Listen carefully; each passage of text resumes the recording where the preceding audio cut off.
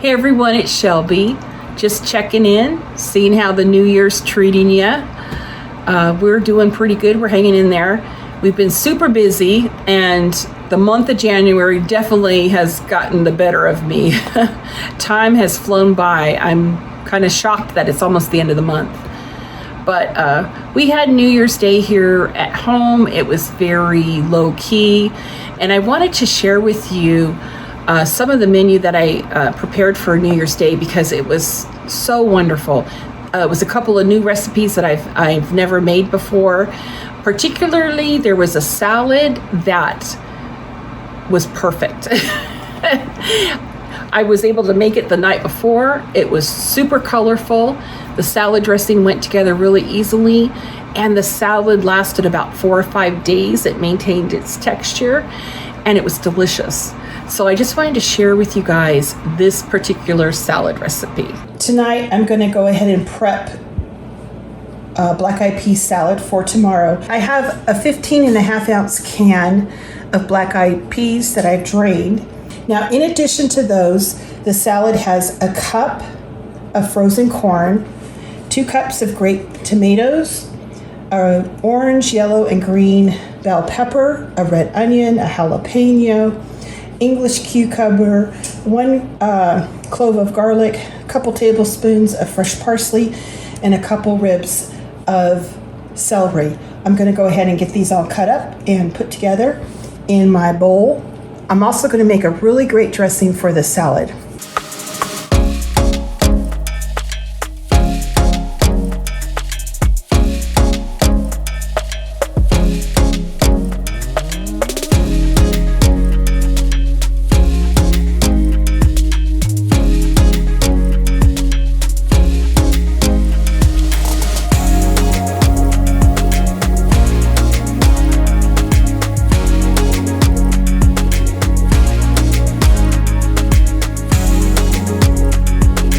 The colors are so beautiful. Now let's make the dressing. In my bowl, I have 1/4 cup of olive oil. I'm adding a tablespoon of brown sugar, 3/4 teaspoon salt, and a 1/2 teaspoon of black pepper, 1/4 teaspoon of Italian seasoning, tablespoon of Dijon mustard. I have the juice and the zest of 1 lime. I have 1/4 cup of red wine vinegar. We're just going to mix this all together.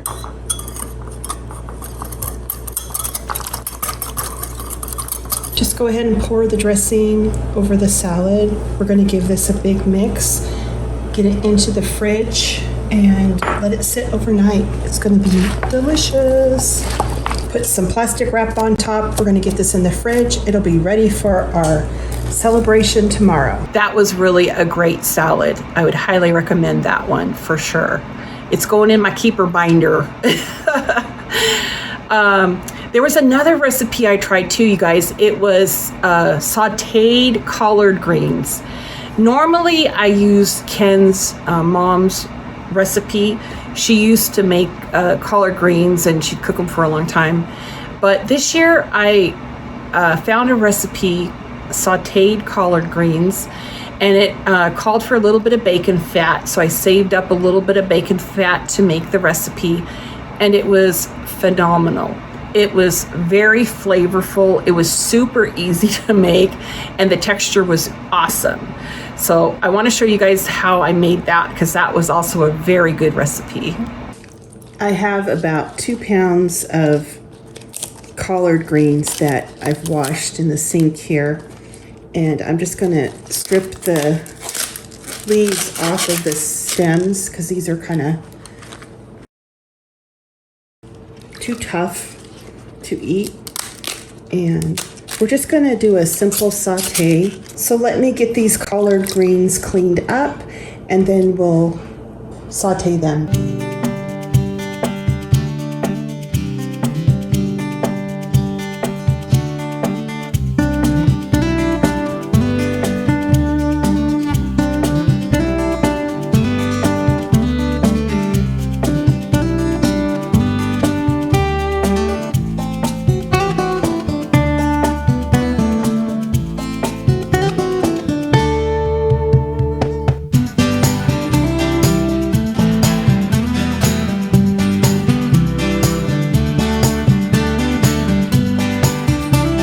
Now that the greens are cleaned, I'm just going to take a handful and kind of roll them up and then cut them in probably like 1-inch pieces.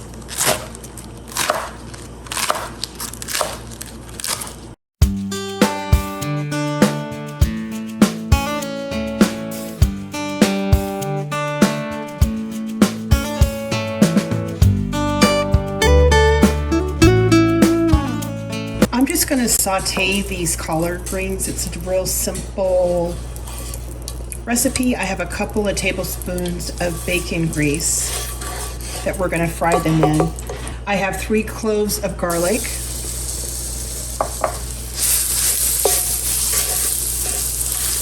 Smells amazing.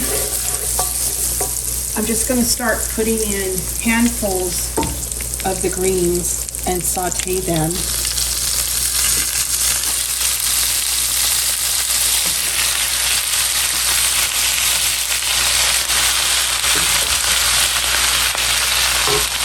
I'm going to season with 1 teaspoon salt, 1 teaspoon black pepper, and 1/2 teaspoon red pepper flakes. Very simple seasonings.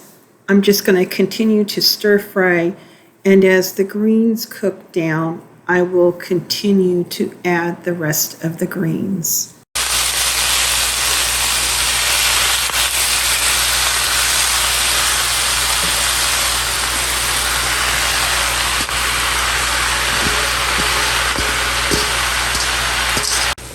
I sauteed the greens for 5 minutes, and you can see they really wilt down quite a bit. Now I'm just going to add 1/4 cup of water. You could also use a chicken stock if you would like to use that. I'm going to cook these for 3 or 4 more minutes until the liquid evaporates, and then the greens will be done. It's been about 4 minutes. The water's pretty much evaporated, so I'm going to turn off the heat and serve these collards up. All right, let's see, what else did we make? I made some honey butter and cornbread, and I just did my cornbread in an iron skillet. Now Ken's mom, she used to do the cornbread, and she'd cut it into rectangles like gold bars, because part of Ken's family is from the South, so every New Year's Day they have to have black-eyed peas, they have to have collards, they have to have cornbread, and they have to have pork as the entree.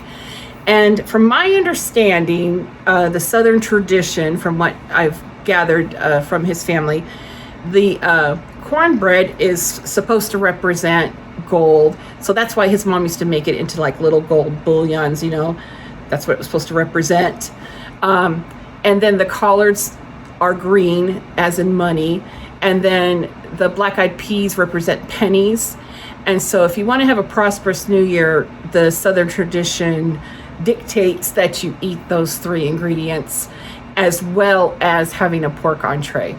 And when I asked Ken about having a pork entree, he said it was because if you've ever watched a chicken, they kind of back up, and then they scratch the ground, and then they peck the ground, so they're kind of like backing up.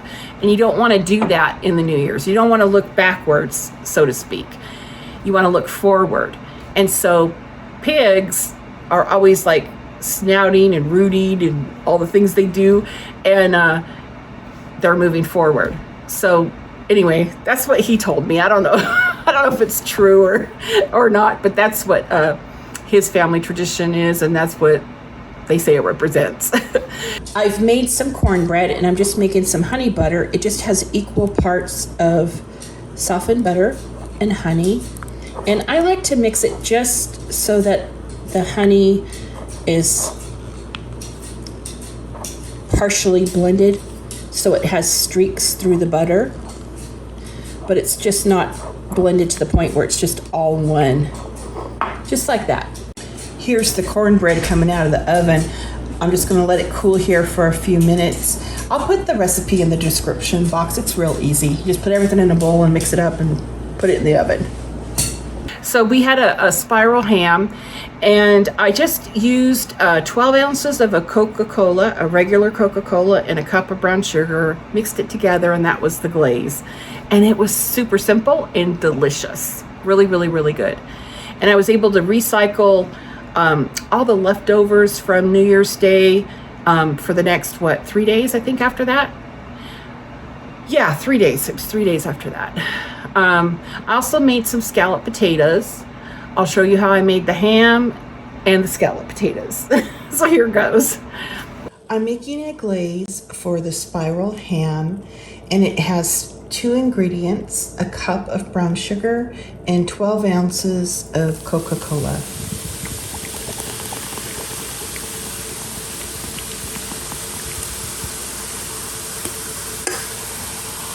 We're going to use this to glaze the ham with. We'll baste it every 30 minutes. I have a spiral ham that we're going to serve for New Year's, and I have the oven preheating at 325. I'm just going to take some of the glaze and kind of drizzle it over the ham.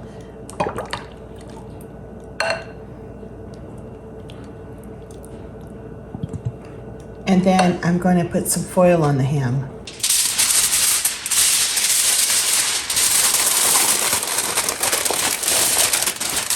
I'm placing the ham in the preheated 325 degree oven. I'm going to set the timer for 30 minutes. I'll remove the ham from the oven, baste it with some more of the glaze, and then put it back in the oven until the internal temperature gets to 140 degrees. It's been a half an hour, so I'm going to remove the foil and put some more of this glaze on there. It smells so good, you guys.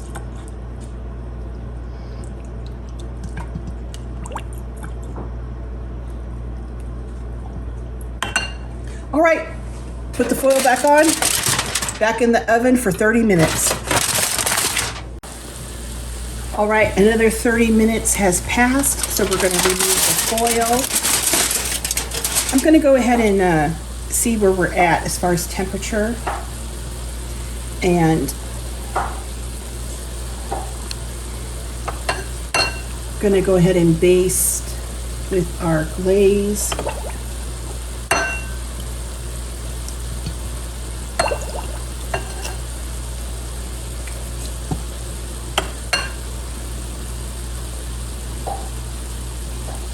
We're only at 90 degrees, so we have a ways to go. Back in the oven.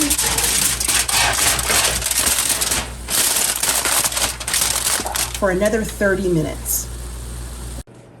We're doing great. The temperature is at 110, so we're progressing. We're going to go ahead and baste it again, get it back in the oven for another 30 minutes. I think we'll probably be really close this next time. All right. Back in the oven. Just took it out of the oven again, and it looks like we're just about at 140. So I'm gonna baste it, get it back in the oven, but I'm not gonna put the foil on it this time. I want the sugars to caramelize.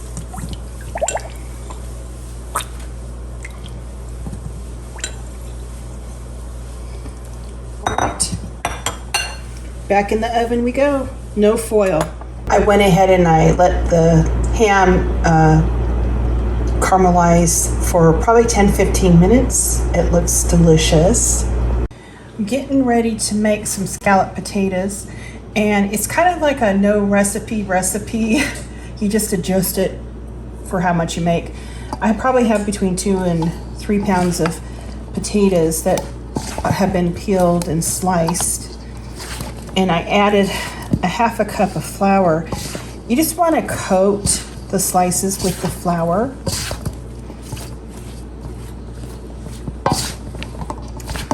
I also have a baking dish that I prepared. I went ahead and I put some oil in it, greased it up.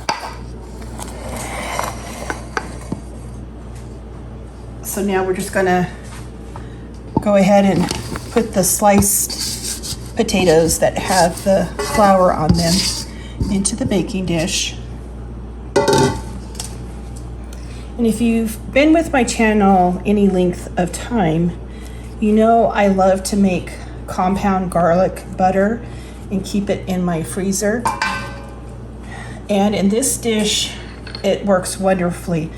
I have some salt and pepper, and I'll just say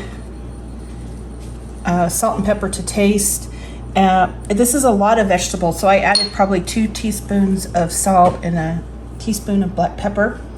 I have some of that compound garlic butter, about a half a cup's worth.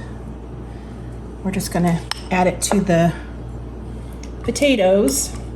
I'll put the recipe and the video to the compound butter. It's a wonderful thing to have in your freezer. You can pull it out and cut medallions off of it for so many different recipes, like shrimp scampi, or like you're making some French bread.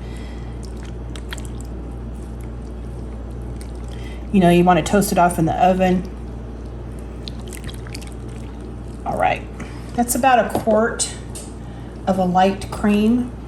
I'm going to add probably another cup, just based on the amount of potatoes that I have. You just want to cover them. And I have a 400-degree oven preheated. I'm going to get this on a tray, you know, so if there's any spillage, it doesn't get on my oven. And put them in there for about an hour. I'll test them in about an hour. Super simple and very, very good. I know a lot of you have made this before and you've left comments. We have our collard greens, our scalloped potatoes, our cornbread, our beautiful salad that we made last night, and some honey butter for the cornbread. So let's get our plates put together.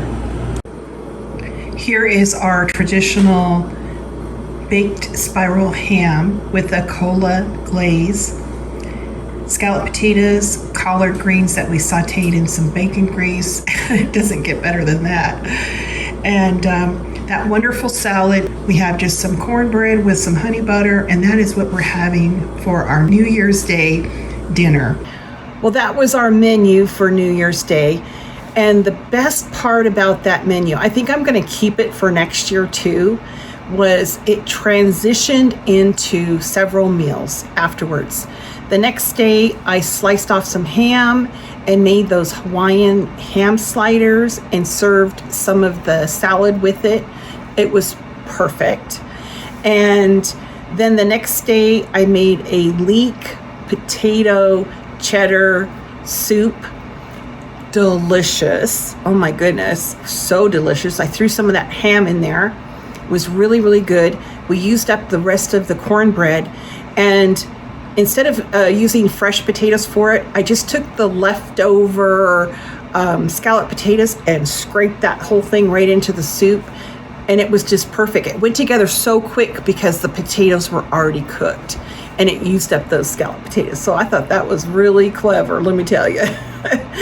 And then the next day after that, we had omelets. I only had about maybe 3 or 4 tablespoons of the collards left, so I chopped those up really fine, and then I just made some omelets. I had a little bit of the ham left. We added a little bit of cheese, and then I just sprinkled in the collards, and it acted kind of like spinach, I guess. It was really tasty, had a lot of flavor.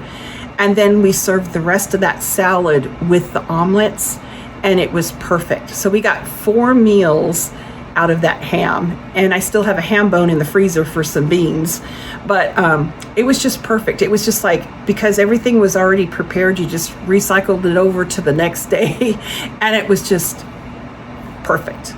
Love that. So I think next year I'm going to cook the same menu. Now I have to go shopping. I'll probably go grocery shopping maybe tomorrow.